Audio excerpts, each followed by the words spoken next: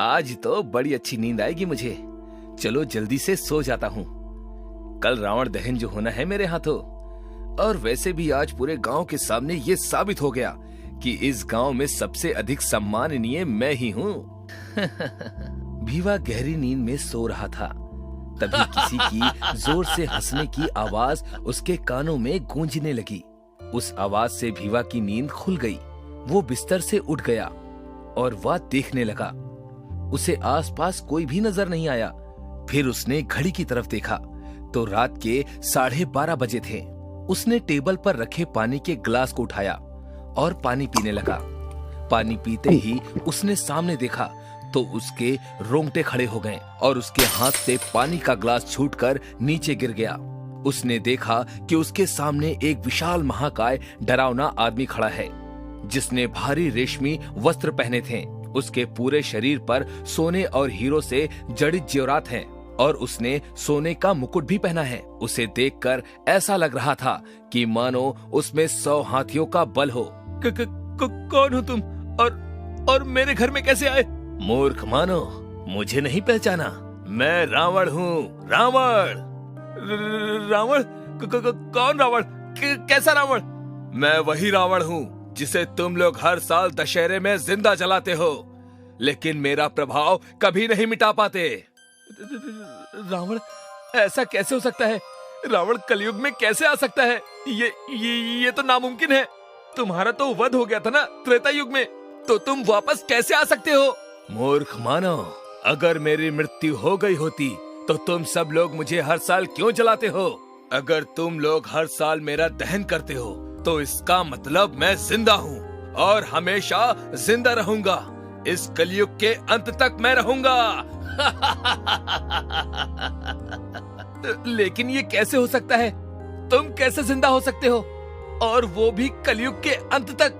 हाँ, कलयुग के अंत तक हर एक इंसान के अंदर हूँ मैं। उनका लालच, डर, अहंकार, ईर्ष्या, द्वेष, गुस्सा, झूठ, धोखा और मोह, इन सभी भावनाओं की वजह से मैं जिंदा हूँ और जिंदा ही रहूंगा। कलयुग में इंसान जितना पाप करेगा उतना ही वो रावण जैसा बनेगा। रावण की सारी बातें सुनकर मुखिया सोच में पड़ गया और उसे अभी भी यकीन नहीं हो रहा था कि रावण उसके सामने है। अरे भाई, मैं कैसे मान लूं कि तुम सच में त्रेता युग के ही रावण हो? सिर्फ आभूषण पहनने से ही कोई रावण नहीं बन जाता। मुझे तो तुम किसी नाटक कंपनी से आए हुए लगते हो। भीवा की बातें सुनकर रावण आग बबूला हो गया। गुस्से से उसकी आंखें लाल हो गईं और अगले ही पल रावण के 10 सर बाहर आ गए। 10 सर बाहर आते ही भीवा की आंखें फटी की फटी रह गई और वो डर से कांपने लगा और रावण जोर जोर से हंसने लगा।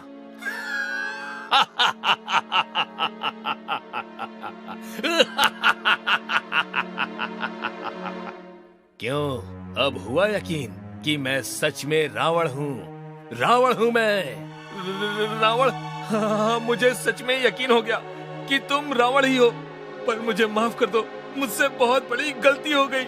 भीवा, सुना है कल तू मेरा दहन करने वाला है?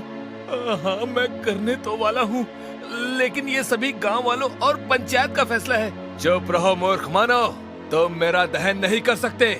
रावण ने कहा, मेरा दहन तो साक्षात मर्यादा पुरुषोत्तम प्रभु श्री राम ने किया था।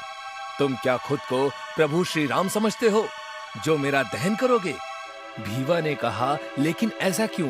क्योंकि हर साल तो रावण दहन होता ही है और यही हमारी परंपरा है जो कि इतने सालों से चली आ रही है।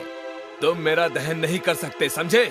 अगर तुमने कल मेरा दहन किया तो उसी रात मैं तुम्हें भस्म कर दूंगा। और वैसे भी तुम खुद भी किसी रावण से कम नहीं हो, इसीलिए एक रावण दूसरे रावण का दहन नहीं कर सकता। रावण की बात सुनकर भीवा डर गया और रावण से हाथ जोड़कर माफी मांगने लगा। तभी भीवा की नींद खुल गई और वो झट से उठ खड़ा हुआ। वो पूरी तरह से पसीना पसीना हो गया था। उसने अपने आसपास देखा तो वहां पर कोई भी नहीं था। टेबल पे रखा पानी का ग्लास भी वहीं पर था। भीवा ने एक लंबी सांस ली और अपने मन को शांत किया। वह खिड़की के पास आया और सोचने लगा कि आखिरकार उसे ऐसा सपना आया ही क्यों। तब उसे धीरे धीरे सारी बात याद आने लगी। दरअसल भीवा अपने गांव का मुखिया था। भीवा के पिताजी और दादाजी भी इसी गांव के मुखिया थे, लेकिन उनके गुजर जाने के बाद ये औहदा भीवा को मिल गया था।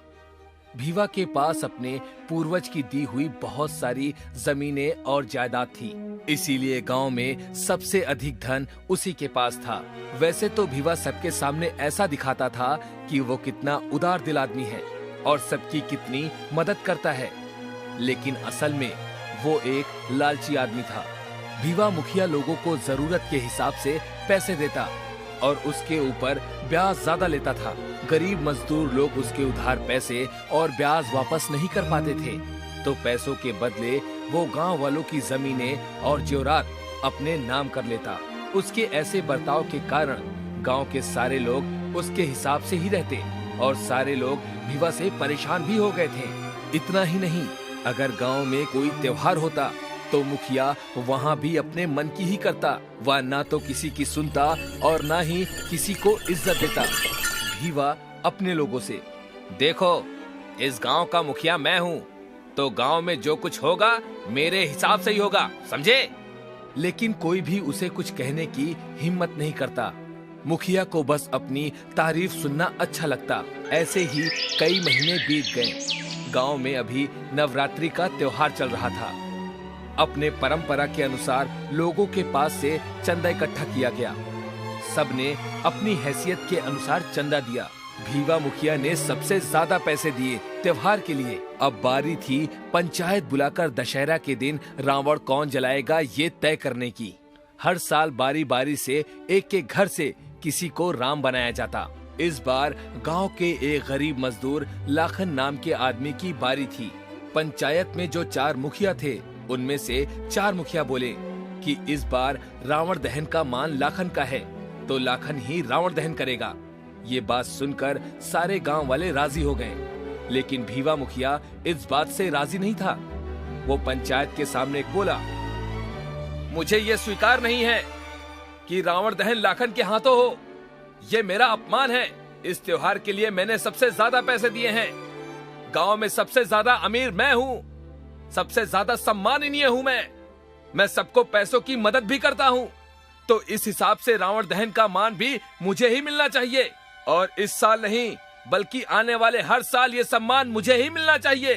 भीवा की ये बातें सुनकर सभी लोग नाराज हो गए।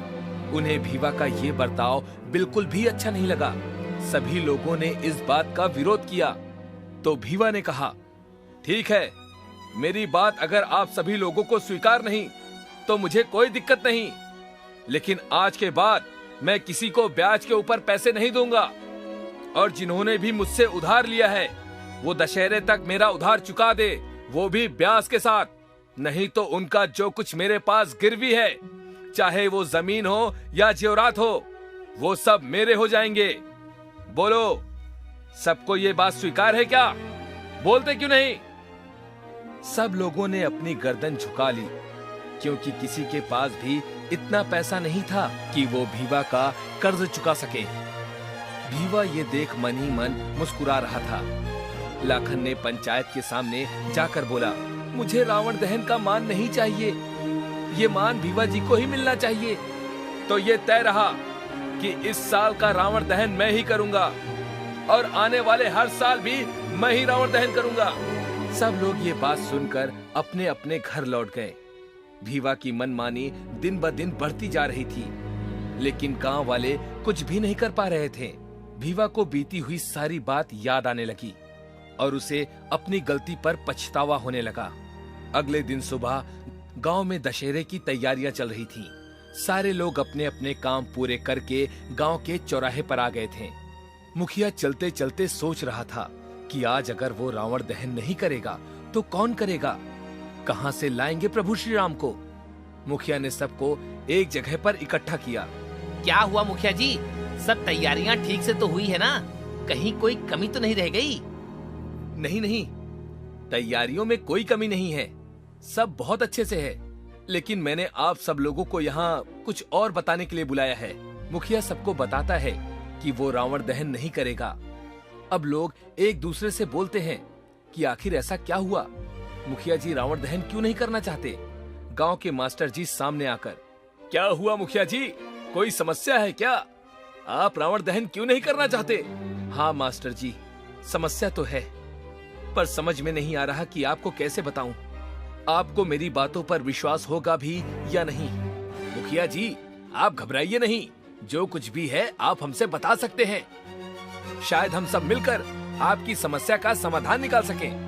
मास्टर जी की बातें सुनकर मुखिया जी को थोड़ी हिम्मत मिली। मुखिया ने गांव वालों को सारी बातें बताई कि उसने सपने में क्या देखा। मुखिया जी की बातें सुनकर सबको ये समझ में आ गया था कि रावण दहन तो सिर्फ राम जी ही कर सकते हैं। मास्टर जी ने सभी गांव वालों से पूछा कि अगर मुखिया रावण दहन नहीं कर सकते तो और ऐसा कौन है जो प्रभु श्री राम जी की तरह है और रावण दहन करेगा। लेकिन गांव में से किसी ने भी नहीं बोला, क्योंकि वो जानते थे कि हम में से कोई भी प्रभु श्री राम जैसा नहीं है।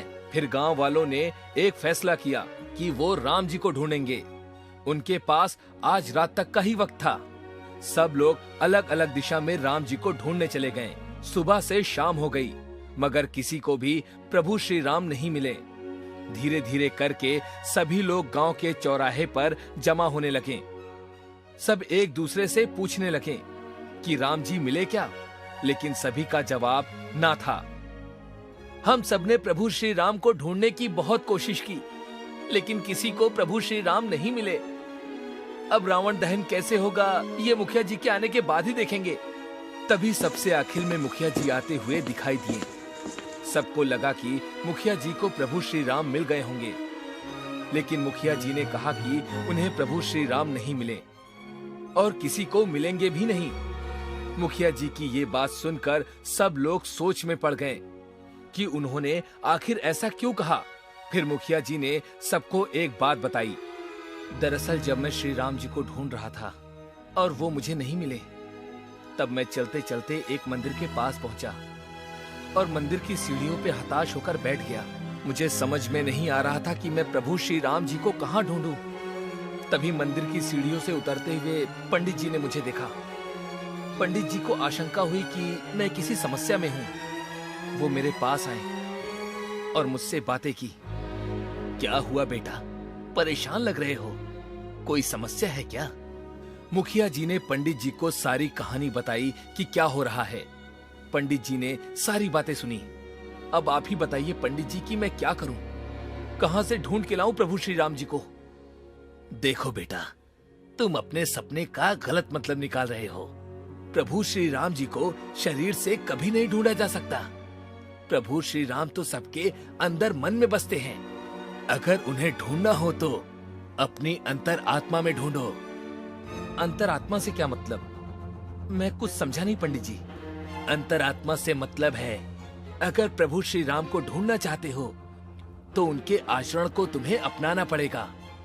उनके आचार विचार, उनके जैसा शुद्ध पवित्र मन, उनकी एकाग्रता, उनका निश्चय, उनका अपने कर्तव्य के प्रति समर्पण, निष्ठा, अपने संबंधी के प्रति उनका प्रेम त्याग, इन सब बातों का महत्व तुम्हें समझना होगा। प्रभु श्री राम तो स्वयं त्याग के मूरत और अपने माता पिता के आज्ञाकारी पुत्र थे, जिन्होंने अपने पिता के वचन के लिए अपने महल, अपने सारे ऐशो आराम, अपने राजा होने का पद तक छोड़ दिया। एक बात ध्यान से सुनो बेटा, सम्मान प्रेम कभी भी मांगकर या छीनकर नहीं मिलता। ये कमाना पड़ता है अपने अच्छे व्यवहार से, अपनी समझदारी से। कभी किसी बात की कामना या ज्यादा मोह नहीं रखना चाहिए। मैं समझ गया पंडित जी, आपका बहुत बहुत धन्यवाद। आपने मेरी आंखें खोल दी और मुझे सही रास्ता दिखाया। मैं आपको प्रणाम करता हूँ। अब मैं चलता हूँ। मुखिया जी ने बोला, अब मुझे आप सब लोग बताइए कि हमारे गांव में ऐसा कौन है जिसमें प्रभु श्री राम के सारे गुण हो, जो मन से पवित्र और शुद्ध हो। मैंने तो आजीवन सबको कष्ट दिए हैं, गांव वालों पर अत्याचार किए हैं हमेशा धन और सम्मान का मोह किया। मेरा लालची मन शुद्ध और पवित्र कैसे हो सकता है? इसीलिए मैं ये रावण दहन नहीं करूंगा। बड़े अफसोस की बात है कि आज के कलयुग में प्रभु श्री राम जैसा कोई नहीं है। मास्टर जी ने कहा, रावण का वध तो सभी करना चाहते हैं, लेकिन राम का आचरण कोई अपने मन में नहीं बसा पाता। रावण का पुतला तो बुराइयों का केवल एक प्रतीक है। उसे जलाने से हमारे अंदर का रावण यानी हमारा क्रोध, ईर्ष्या, लालच, मोह, अहंकार, ये सारी भावनाएं मिट नहीं जाती। अगर हमें सच में रावण को जलाना है तो हमें सबसे पहले अपने अंदर की इन बुराइयों को खत्म करना पड़ेगा, तभी वास्तव में रावण दहन होगा। सभी को मास्टर जी की बातें समझ में आ गईं और मुखिया जी ने भी सभी के सामने अपनी गलती मान ली और सारे गांव वालों ने भी मुखिया को माफ किया। लेकिन एक बात का समाधान अभी तक नहीं मिला था कि रावण दहन कौन करेगा। गांव की उसी भीड़ में छोटे बच्चे थे जिन्होंने भगवान श्री राम, माता सीता का रूप लिया था। मुखिया जी, मेरी बात माने तो रावण दहन बाल प्रभु श्री राम करे तो अच्छा रहेगा, क्योंकि बच्चे तो मन के सच्चे होते हैं और साफ होते हैं। इनमें कोई अहम भाव नहीं होता, इसीलिए यही करना सही रहेगा। मास्टर जी की बातें सबको अच्छी लगी। उसी भीड़ में से उस बच्चे को सामने बुलाया गया और उसी के हाथों रावण दहन करवाया गया। उस दिन के बाद से गांव में सभी लोग मिलजुल कर रहने लगे।